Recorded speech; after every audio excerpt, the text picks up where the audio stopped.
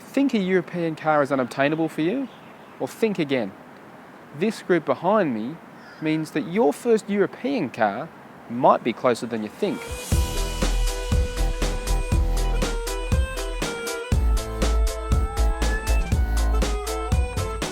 We've grabbed 3 of the most affordable European city cars. The all-new Mini Cooper from England, Italy's Alfa Romeo Mito, and the Renault Clio from France. But let's make one thing clear up front.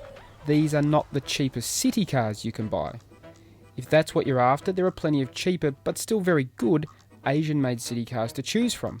These are cars for those who want a city car, but want it with a bit of style and flair. Think of these as a cafe-style macchiato, rather than a cup of instant coffee. Now, one of the reasons these cars are a bit more affordable is you actually get a little bit less under the bonnet. Now, that is to say, they've all got quite small engines. The Renault, a 1.2 litre 4-cylinder, the Mini, a 1.5 litre 3-cylinder, and the Alfa, a 900cc 2-cylinder. But thanks to modern downsizing technologies and turbochargers, all 3 offer more than adequate performance for their size. So let's start with the Mini. We've chosen the Cooper rather than the entry-level Mini 1 because this model offers a greater choice of customisation, which is a key point of difference for these Euro machines. The Cooper starts at $26,650 and comes with 15-inch alloy wheels, Bluetooth, automatic headlights, cloth seats, cruise control and rear parking sensors. But thanks to Mini's lengthy list of options, including wheels, colours and interior trim, you can really make your Mini your own. While it may have 3 cylinders, the Mini is the most powerful engine here and is mated to a standard 6-speed manual gearbox. You can really feel this is an all-new car as soon as you slide behind the wheel. The old Mini was already a good car. It was fun, it was sophisticated and luxurious. But with this new model, they've managed to step it up in pretty much every regard. It feels a bit more grown up, but it still has that go-kart-like handling that the brand prides itself on. The 3-cylinder engine is a cracker. Not only is it quiet in the cabin, so it feels more refined, this new model, the engine itself actually has really smooth power delivery, plenty of torque, even though it's a little 3-cylinder engine. I mean, it is arguably the most impressive 3-cylinder engine I've driven yet. One of the biggest changes though with this new Mini is how it rides.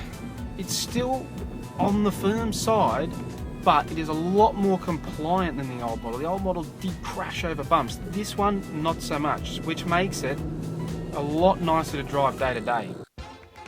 Next up is the Renault. We're testing the top of the range Dynamic, which is well equipped for its $23,790 asking price. You get 16-inch alloy wheels, keyless entry, Bluetooth, LED daytime running lights, auto headlights and wipers, cruise control, and even sat-nav on a 7-inch infotainment touchscreen. Unfortunately, what the Clio doesn't get are potentially life-saving rear airbags. Renault opted not to fit them despite this being the only 4-door model on test and the only car without airbag protection for each row. The Clio has the biggest engine here in terms of cylinders at least, and although it isn't a match for the Mini on paper, it performs well on the road. The Clio really demonstrates one of the reasons why people spend a little bit more money on these cars, because as you can see on the outside, and it's carried over inside, you just get a little bit more style, a little bit more flair to the design. For example, I mean, in here you can see there's this really in-your-face red interior. Now, that's optional, so it's up to you whether you really want that or not, but if that's your cup of tea, then this is where these sort of cars really come into their own, particularly with the amount of options you can get to customise a European car to your personal taste. The Renault is the only one of the trio with an automatic transmission as standard. But on the road it is a bit clunky, particularly at low speed. It has that trademark dual clutch hesitation, which can get a little tiresome in traffic. Now, another big plus of the Clio is the way it rides. Of this trio, it's probably the pick. It's the most supple and compliant car here, which makes it easier to live with day to day in the urban jungle. The Alfa Romeo is the cheapest car here with a starting price of $22,500, but it also has the smallest engine, least power and the least amount of standard equipment. Having said that, it still gets 15-inch alloys, cruise control, leather steering wheel and a voice-controlled infotainment system with a 5-inch colour touchscreen. And as our test car demonstrates, you can also customise the Mito with a range of options, including these huge graphics. On paper, a 2-cylinder engine doesn't sound that impressive, particularly when the Renault's got twice as many cylinders. But on the road, the Mito actually does a pretty good job. There is definitely a sweet spot in the rev range though, where this little engine does its best work, and it's above 2,000 revs just before it gets to the red line at about 6,000.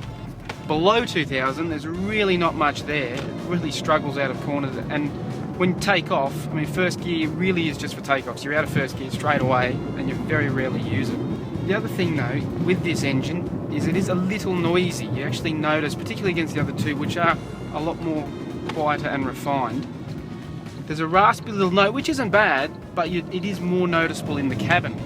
The other criticism of this Mito is the ride itself, which is significantly firmer and harsher than the other two cars we've got on this test. So around these sort of city streets with a lot of little bumps, speed humps and potholes, you will find it is a bit more uncomfortable than the other two. The Mito is also beginning to show its age inside. The cabin isn't quite up to the same standards as the Renault or the Mini, but there is still a bit of design flair to it, which is really what you're after in these sort of cars that, you know, cost you a little bit more than your average city car. So you really expect a bit more style and flair. All three cars offer up something above the average city runabout. This trio have a bit of European style and sophistication that justifies the extra price. So what's my preferred European destination? London, Paris or Milan?